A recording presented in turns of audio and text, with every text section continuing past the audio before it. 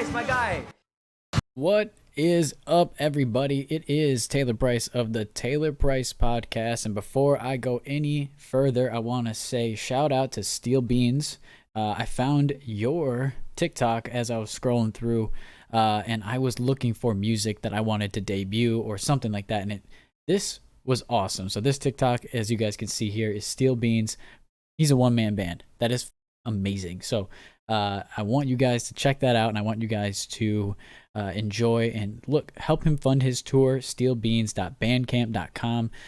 This dude sounds awesome. I would love to go to one of his shows if he heads up to Minneapolis. So with that being said, I wanted to talk to you guys about a few things that I had on my mind for the podcast. It's been a crazy week. It's been my birthday week, and I turned 29. I don't feel like these birthdays really mean anything at this point. It's kind of one of those things where you just kind of look to get away and hope that you spend enough time just relaxing that you can make something out of it. So that's what I did. Me and my fiance, we went and we took a little trip away. We got a little time spent away. I will shout out that place as well. It's called getaway.house if you guys want to check that out. I'll put their links in the description as well. There's just so many people I can shout out this week. It's kind of cool. I like to talk about things I like. I think that's the whole point of this podcast. And this week I am doing it by myself. I wanted to kind of get a little bit more off of my chest and not talk so much about MLB The Show. I kind of want to talk about more things that I am interested in, but also a lot of things that are happening right now. I mean, there's a lot of drama going on and some things that I kind of thought about that were kind of important to me. I mean, with Thursday happening, I mean, that was a fun night for me. I was away from the world. It's my birthday, but I also was watching Thursday Night Football. And if you guys were paying attention, I don't know if anybody in the world didn't see this, but Tua Tagovailoa, I hope I'm saying that correctly, he had what was one of the scariest injuries to see in the NFL, if not in any sport. There's something to be said about head injuries and trauma that is scary to see on TV, but if you are a fan of mixed martial arts or like the UFC or boxing even, there are things like this that happen fairly often. There are head injuries. There are plenty of times when there are scary things that happen in fighting, but this is in the NFL. We're hoping to protect ourselves, and we're hoping that the NFL is going to protect the players. I shouldn't say ourselves, but protect the players in respect to keeping them from, further damage once they've already been injured. And Tua, 4 days ago, or 4 days before the said incident, had a concussion, what should have been documented as one. Clearly was stumbling because of the head injury that he had on Sunday. And this is just going back to something that hits home with me. I've had only four documented severe concussions, and all of them came with other injuries. So they weren't associated directly by themselves. And every other time that I have been knocked out, which has been numerous times, it's never been documented. And I know that I have more than has been on paper. And it's a scary thing because even slight bumps cause me to have massive headaches for long periods of time that I don't think would normally happen to other people. So I take concussions very seriously. I think about my head trauma that I've had up until this point, and I think about it a lot. I wonder if there's going to be some lingering things down the road. If it already hasn't hit me now. I'm a very forgetful person, and I would like to think that my memory used to be pretty good. I have a pretty good recollection for stories and details, but it scares me to watch a professional athlete have to go through and I'm not a doctor, but this is coming from my experience, and this is coming from somebody who got knocked out, woke up, was ready to go back in the game, and still went in and could have had more things happen. I don't remember most of it. There was a time I broke my nose in a basketball game. I had blood everywhere. Luckily for me, it wasn't on my jersey, so I could go back in. Had I got hit in the head again, I can't imagine how easily it would have been for me to get knocked out. Luckily I didn't, but then after the game, we did a concussion test. I had a severe concussion. They allowed me to go back into the game. This was in high school.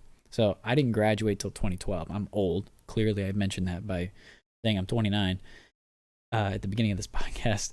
Um, but I mean, it just says that there's an era and not too recently a time where we didn't take concussions as seriously, and now that we are, and we're still seeing that there are times when we're kind of forgetting, it it pegs the question, like, are we really going to wait until somebody dies on the football field? Or I mean, we've already had people die in boxing, and there's still people boxing, MMA, same thing.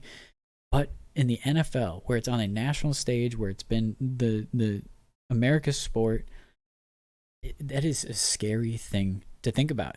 It's a heavy subject. You don't want to outrule it, though. There's going to be times when there are going to be severe injuries that you have to like. They highlighted it way too many times, but you can't. You have to let people know that this is something that happens in the game, but you have to take it seriously as well. I mean, the thing that just popped up as I was driving in from work on my way home, they fired the neurologist, I think, for the Dolphins. I mean, somebody has to take the fall. Somebody has to get fired for the situation, and the coach isn't going to be the one who ends up clearing anybody to play. He's going to, if he has an available player, he's going to play that player.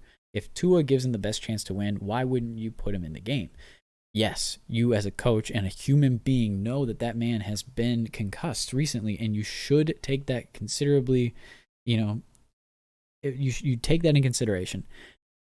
But at the same time, you want to win the football game. And if Tua's looking at you every single day and being like, no, coach, I'm ready. I'm here. I'm ready. I can do this. You're a young coach. You want to win the game. Of course you put him in the game. But you worry in the back of your head that something might happen to him. And it did. And this is what happens. You get on a national stage where you're the only game, everyone's watching, and something did happen. It's a scary thought. But you're also looking at your team. You're looking at your doctors. You're looking at the whole group of people that are in the background, and you're hoping that they have your back as well. Now, there is gonna, like I said, there's got to be a fall guy.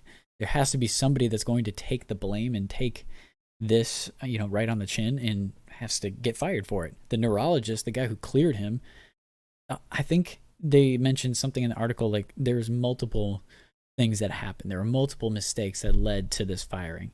And I would probably agree. If he let him play after that first concussion, if he said that he was cleared based on like a concussion baseline test, then yeah. And this is going on based on previous knowledge. I remember back when I was doing this, I took a concussion baseline test.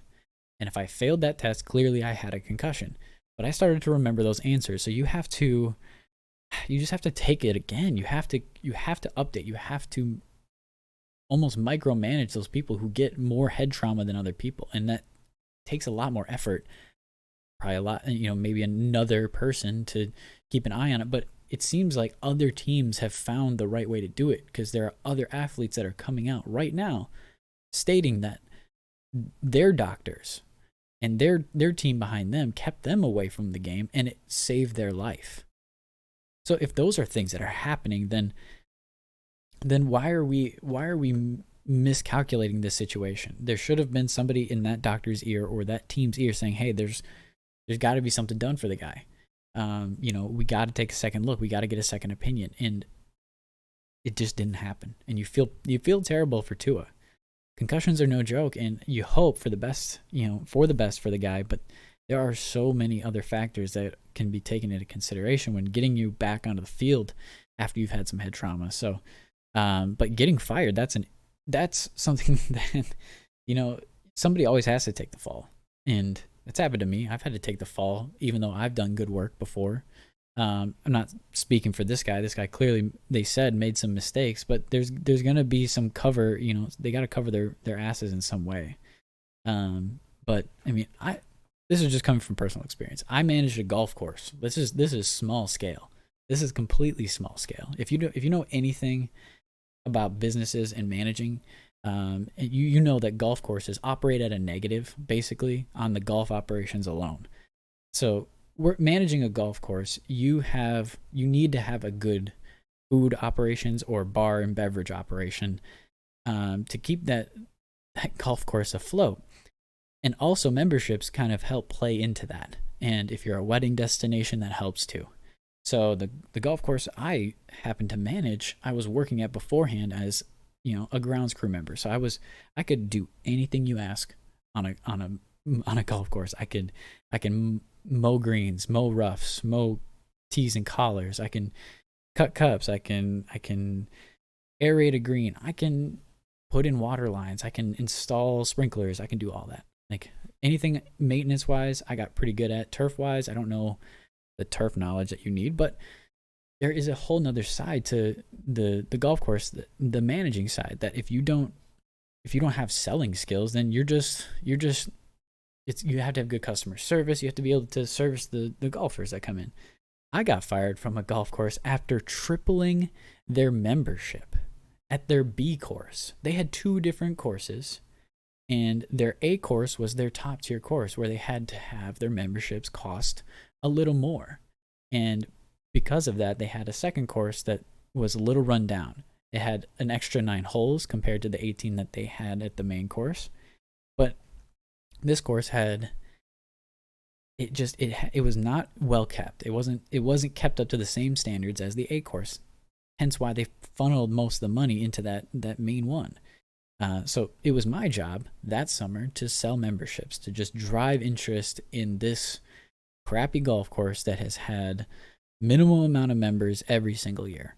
And as a manager, I was allowed to see everything. I was allowed to see into the books and to see everything. And that's the whole point of being a manager. You have control. I was able to run deposits. I was able to lock the safe, do the whole closing procedures at the end of the night, make sure everything's clean, and make sure the cards are all back, lock everything down.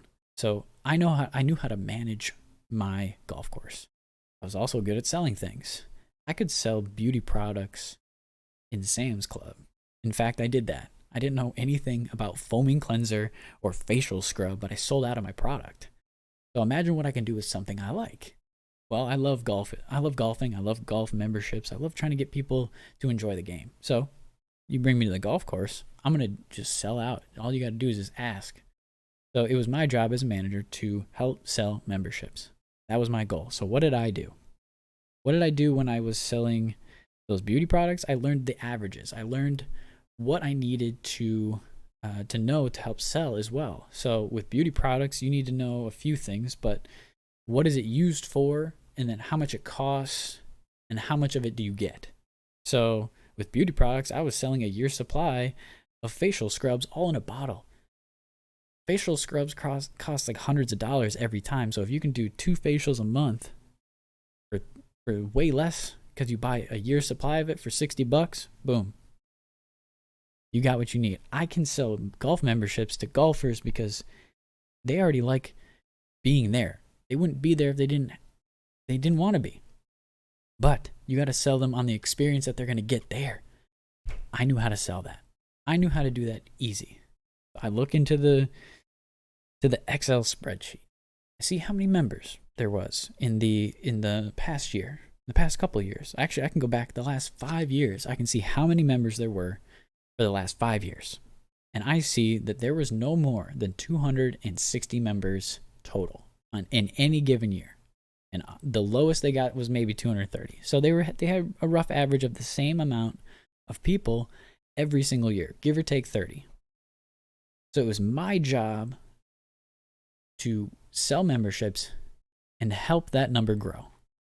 We were selling memberships for $200 a piece, $199 plus a little tax. But that got you, golf Monday through Saturday. Or no, Monday through, every day of the week. Sorry, you got golf every day of the week. It only cost you $17 if you wanted to take a cart. Our course was small enough where you could walk it. So if you wanted to, $200 got you free golf for an entire summer. That's insane. That was a very cheap deal, if you ask me, especially for 27 holes. So you're not getting the same 9 holes or the same 18 every day. You can literally mix it up.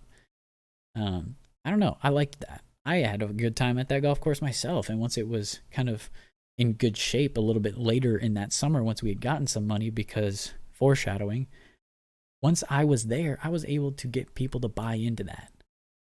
So much so that before June, we already had 400 members. almost doubling already what we had the previous year.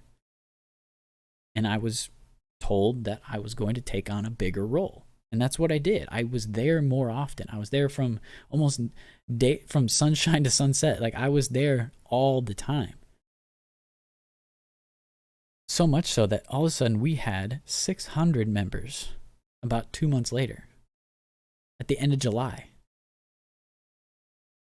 So we have all these members. It starts to slow down because it's pretty much all the people in the area, plus some who are coming from a little bit further down, who want to just get some good cheap golf. And I was told one day, out of the blue, that a customer had been refused to play. And in fact, 2 other customers, members, who would have paid $17 each, were refused to play. And it was me who had refused them. Peculiar, because I don't remember refusing anybody. I've been here trying to triple the membership. Why would I refuse anybody? If it's the end of the day and there's no carts out or something like that, I don't know. I didn't get an explanation when I asked my manager. I asked, like, can I talk to these customers? Do I know these customers? Who are the members? He didn't tell me. My manager actually did not tell me. He told me. I believe them. In fact, I think they're right. I think you refuse customers. So this was peculiar. I'm being told that I refuse customers when all I've tried to do is triple the membership, give them money. Why would I want to not get money? It just doesn't make any sense to me. We move on. A couple days pass. The manager comes back. I'm the only one there. I'm texting people all morning because I wasn't supposed to be in that morning, but nobody texted me about why the alarm code hadn't been used that morning. So I rush in. I'm 25 minutes away. I get there. I start pulling carts. I open everything, and I'm wondering where my other manager is. And then the head guy, the head pro, comes in, and he's looking at me, and he's like, so, remember those 3 customers? I'm like, yeah. He said, well, I had a talk with them, and after hearing their story, you and I are going to have a talk. And I said, okay. And then the customer that I was dealing with left the pro shop, and then he sat me down and he said that he was demoting me. He was demoting me back to a cart kid, basically, and a starter at the main course. So I'm still at the B course. I've been at the B course all summer. So now I'm getting demoted. I'm not losing pay. I'm getting paid the same, which was like $16 an hour. And then I'm going to be just starting being a marshal and running carts because he believed these customers. Okay. 2 weeks go by. He's holding an event for a wounded veteran. It's a wounded veteran. I remember this now. It's a wounded veteran tournament, and there's 40 golfers. And these 40 golfers want to all golf, 4 guys, 10 straight tee times, all back to back. They don't want anybody in between, and why would you put anybody in between these guys on their tournament? They pay good money to be here. They have, sponsors on every hole and, flags, banners, all this stuff all around the place. What you don't do is you do not put tee times in between those guys. And that head pro, the guy who had just demoted me, put golfers in between almost every tee time because he saw that there was a little bit of wiggle room on the tee sheet, because the guy who did it online wanted to give his guys enough time because he knew that they're wounded veterans. They need time to get to the hole. I mean, they're not all able-bodied golfers. Let's just be real here. They're going to play the 4-hour time limit. Like, that's okay. They're paying for our time. They're paying for these sponsors. They're paying for this whole event. And he schedules golfers in between. And I'm hearing about it all day. Our golf course isn't the greatest in terms of like speed, in terms of the first couple holes and how they manage. But at the same time, like good golfers still have a hard time with it. So it's going to get jammed up at the first couple holes, especially if you're putting 40 golfers in there with other golfers in between. So I'm hearing about it the entire time. I'm trying to get people going. I'm driving around in my cart trying to help people along and telling people, hey, we got an event going like this and that. Is it okay if we just pick up here? I was trying to help. I really was. And at the end of the day, the guy who organized it, it's dusk. He's pissed because it took him 5.5 hours to get their round done. And he's like, I'm never doing this again. We're never going to bring our event here. I'm sorry. You've been great. You have wonderful customer service. I am sorry, but you're going to have to tell the head pro, hey, I'm going to have to bleep out his name. You're going to have to tell the head pro, like, hey, I'm sorry. We're not doing this again. We're not. So I go to the head pro. I look at him dead in the face and I say, hey, these guys just told me that they don't want to hold their event here anymore.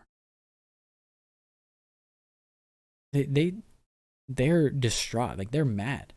And I'm trying to get to him and he brushes me off. And then when he goes inside, I see him talking to the guy and the guy's mad and just nodding and just being like, yep. And doesn't say a word to him. I can tell the guy is just angry, but didn't express everything that he wanted to say because Josh is just sitting there trying to like get him out of the door, and he could tell. And I'm fed up. I'm kind of like, man, I got demoted for this. I got demoted for doing my job, and then when I do my job, you tell me I'm wrong or you brush me off. So I kind of got a little angry. I was like, I need to talk to you. So I bring him over. And I start to say, like, so what do you, like, in my head, I'm trying to think of a right way to word this. And I didn't have enough time to even rehearse this. But what I wanted to say was, like, what do you value here? Like, do you value the golfers and their time and their money? Or do you value, like, just, like, getting through the day? Like, what is it that is causing you to just act so apparently as a manager and just make so many people upset that you're looking for somebody to blame in a young 20-year-old who is just trying to help you sell memberships like you asked. So I didn't have enough time to really put that all into a formulated sentence. But hey, what I could get out was like, hey man, like what's going on? Like I feel wronged here. Like I've worked my butt off and I got nothing for it. These guys don't want to golf here anymore. He said, you don't know what you're talking about. You're fired. Give me your walkie-talkie. I was stunned. He didn't even want to hear me out. He didn't look at me and say, like, hey, let's talk about this later. Like, let's focus on getting these guys out of here. Or, hey, let's clean up the place first. We'll talk about this on our own time. He didn't even want to mess around and find out. Like, it blew my mind. I worked hard. I thought I had done everything that he had asked. And more. So the stupidest thing is, and I let myself get treated like shit for like about 2 weeks. During those 2 weeks of him after he demoted me, he had sent me to every odd job that he could possibly find. And it was all in an effort to get me to quit. Because if I quit, then he wouldn't owe me any money. Like plain and simple. If he fires me, I can, use him. Like until I find a job, he owes me, my severance pay and everything and all that stuff.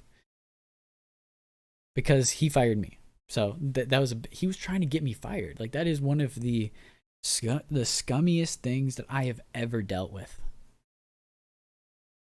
And the sad part is when I found jobs later on and I would talk to other people about that golf course, they would always say they enjoyed their first time there, but they would never go back. And that's just such a sad thing, because it's like you you tried your best to help a business and you tried to stay loyal. I was even working there before I was a manager for a couple of years, like on the grounds crew, and I loved it. So the fact that this guy could ruin the image and the reputation just by being a dick says a lot. I mean, customer service does matter, and I don't know. There is always a fall guy. I mean, in the end, I was the fall guy for this guy's, mess up, even though I had nothing to do with it. I had nothing to do with his scheduling. I didn't schedule this event. I had nothing, like, I wasn't a manager at that point. I wasn't even a manager at that golf course. In fact, I was a manager at the other course that you wanted me to be at, running the men's league, giving lessons to kids, running carts, tripling the membership. Like, I don't know what else you wanted me to do. I mean, if you think about it, $200 times 600 members, what's that, 30 grand? I made you 30 grand in a summer. I didn't see any of it. I didn't get commission off of that. That's hard to swallow for me. It's like, how do you look at that person and be like, yeah, I'm loyal to that. Like, I was very dumb. I was a young 24-year-old, 25-year-old, I think. And I was stupid. I was letting myself get treated like crap for no money, like way less than I was worth. I even ended up working for less money at a place that I enjoyed later on. And it was just because the people around me and I could work more hours. I could actually make up that money and commission too. So it was nice. So, the selling skills that I developed were what kept me afloat, to be honest with you. Like, it's what kept me from looking, just looking to quit right away. I built up a lot of relationships while I was at that golf course. I met one of my good friends to this day who works at the Golf Channel right now, at that golf course. I wouldn't have met him had I not worked there. So I don't take that experience for granted. Like, I've met some of the coolest people in the world while I was doing that job. That manager ruined that experience, of course, but that doesn't mean that I'm going to ever regret that. That was a learning experience, and getting fired from it wasn't justified, obviously, but it was something that teaches you. Getting fired from any job or failing at anything teaches you something. I never really failed any classes up until I got into college. I didn't have the best grades or anything, but I didn't fail. I tried not to fail any classes. I didn't fail a class until I got to college. The guy failed me though. This is stupid. My grandmother died during this semester that I was taking this course, and I went to go visit her while she was in hospice. And when I came back, I was pretty distraught. I didn't really want to go to class. It was right around Christmas time, so you can imagine I was a little messed up. When I came back, that professor was like side-eyeing me. He was pissed at me for some reason, and I didn't know why. And then later in the week, he sits me down and he's like, I looked up an obituary and I didn't find one for your grandmother's name. I'm going to fail you for all your attendance days because you've missed enough where you're basically going to fail. So, and I was stunned. So he looked up my last name, and the obituary for my grandmother, she's on my mom's side, so it was in my mom's maiden name. He didn't know that. He didn't bother to ask. So I failed a class because my professor didn't believe that my grandmother died. One of the scariest and weirdest, and I didn't even fight it, to be honest with you. I told one of my closest other advisors, but it wasn't until a year later that all of that kind of came back to help me, like all these bad experiences. But I wouldn't have graduated from that college had I not gone through that too. So it's like one of those learning experiences. Like, it was shitty at the time. It was definitely unjustified. The guy looked up an obituary for my last name and just failed. So the main thing I learned from that was just like, some people are just going to be shitty and there's nothing you can do to help it, but you got to learn and try to get through things as best you can. I mean, I made it through that college experience and I graduated with a bachelor's. So Would I go back to school? No, no. Academia has proven to me that that's definitely not where I want to be. But at the same time, it's never out of the realm of possibility if colleges change, and high schools too. High schools need to change how we need it all needed to change how we teach kids. I think Bill Nye the Science Guy taught me more in chemistry than any other teacher did. So the fact that I can learn from a VCR and a TV screen, they would wheel those suckers in every time my teacher was gone, and that was the best. I looked forward to Bill Nye the Science Guy. That was the best. You could learn so much from that guy, and that's the reason why we need to teach in that sense. Teach in the same way that he's teaching, because there's no way that we can continue to throw books at kids and throw the same style of teaching at these people who are clearly showing that we learn a different way. Our attention spans are small. We need to be entertained. We need to see things. We need to be. I mean, once VR becomes more of a thing, I wonder how that realm of teaching is going to change with VR and everything. We're going to see the ability to go to different places and see things in better views. So I would hope that teaching evolves with that as well. I mean, we still need to pay teachers more. Oh God, my fiance used to be a preschool teacher. They underpaid the crap out of her too. So we don't pay teachers enough as is.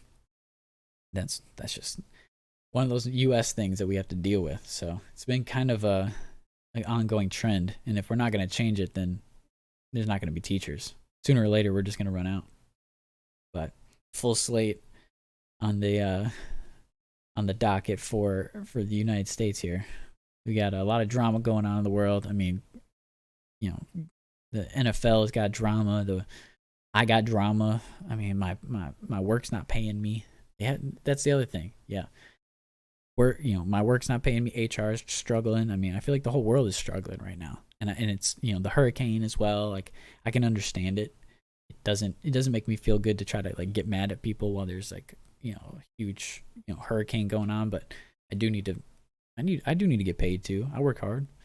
You're not getting your full paycheck. You deserve to get that. Everybody does. So, I hope the best for everybody in terms of not just getting their money, but then their safety as well. I want everyone to be safe and feel comfortable. So I would hope that everything works out for the best in terms of that, because all I'm asking is that, I don't know, I want to put out more content. I want to put out more stories, and maybe get more involved on social media, TikTok wise or on YouTube wise, so that there can be I don't know, more outreach and more focus on things that I'm thinking about. And I would really love to get more creators on here. I think Kev Brado, I got to thank him again for coming on twice. I think that was one of the coolest things ever, is getting somebody that I watch, somebody that I think is impactful to hop on the podcast and express their opinion on a game that we both love. Hoping to get more MLB YouTubers on and get like I said, a think tank together of these guys that can really expand deeper with their knowledge of the game, because they play it, it's almost at a professional level. You would think. I mean, they're playing it on YouTube. You would think that most YouTubers have at least some skill, but then also recognize the flaws in the game because they're playing it so often. So I would love to get their more people involved creator wise. I want to get their views on the game, because that's important to me. So the podcast has been all over the place today. I don't even care. That's the beauty of it. I'm talking about things that I want to talk about, concussions, getting fired from jobs, and craziness. The world is crazy. There's nothing you can do about it. But on a lighter note, I don't know. I want to highlight some creators and some cool people that I've been rocking with recently, and Kev Brado, namely. I've been watching a lot of his YouTube, but the Danny Brown Show with YMH Studios. I love comedians. That's one of the main content that I'm consuming on YouTube, is a lot of comedians and I guess commentary YouTubers. The Pat McAfee show comes on a lot. Excuse me. So right now I'm consuming a lot of that, and I think the Danny Brown show was one of those that pops up recently that I'm freaking in. I love that show. I mean, Danny Brown is funny. He's got a good concept going, and I might end up doing some of those things that he does too, because they're good ideas, and I think those topics that I've let run around in my head of things I want to talk about. I think if I can get those like on a board somewhere and then throw some darts at it or something to figure out what I'm going to talk about for the day would be a good idea. We'll see. So with that being said, this is going to be a little bit of a shorter episode. I like when I have another guest on. I feel like it's always going to be a little bit longer of an episode unless I have something, super, super long lined up or anything like that. But the whole point of this podcast being that I want to talk to people that I like to talk to and talk about things I want to talk about. So you're going to hear more from me in the future, and I hope you guys paid attention to the shouts out that I had today. So again, I got to shout out the Steel Beans. I think that's right. Let me double check. Why do I always? Yeah, it's Steel Beans. Why am I getting crazy here? Steel Beans. I got to shout them out because Steel Beans, for that song that I was playing in the intro. Everybody go check out the song. It's available on steelbeans.bandcamp.com. Help him fund his tour. Dude, he's a one-man band. I mean, he's just doing that all by himself. How can you not like that? And I want to shout out.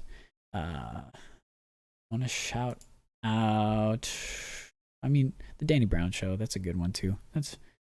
Those two shout outs. I always love when creators do kind of cool things. I like the green screen ideas that Danny Brown has, and the stories that he has are great. So I would love to go deeper into topics that he kind of cuts into, because I think right now with my job, I would rather not talk about some of those topics, only because of the type of work I do, and I don't want my work to see me as a delinquent or something like that, because I'm not that person. I'm a very organized person now. I've become a lot more professional because of this job and previous jobs. So, but my younger self was a little wild, and I would love to talk about that stuff, but I got to be a little bit more PG, but still talk about relevant things, I guess. I don't know. With that, I want to thank you guys again. This has been a lot of fun for me. I think I usually have this trend of doing a trio, doing 3 episodes of anything and then cutting it out. So I'm going to make this a goal of mine to really work hard and push past that habit that I have of just giving up after 3 episodes of things if I don't see the value. I don't know why. I was very good at like coming up with ideas, but then I was not very good at continuing them back when I was a YouTuber. So I want to keep that going. I want to keep pushing forward. I want to keep moving this podcast forward, and that's something that I'm not going to give up on. I'm not willing to put that dream aside, and I want to talk to more people. So if you guys have ideas of people that you would like, that you think are cool, and just shout them out. Seriously, I would love to explore the world of podcasters more and explore YouTubers you guys think are funny. Send me TikToks, you name it. I'll review a TikTok if you'd like. Do some commentary over it or something. Let me know. If you guys enjoyed the podcast, feel free to follow me on Spotify, subscribe on YouTube, Taylor Price Podcast, and follow me on Twitter at Taylor Price Pod. You guys have been wonderful. I hope you guys enjoyed. Have a wonderful day.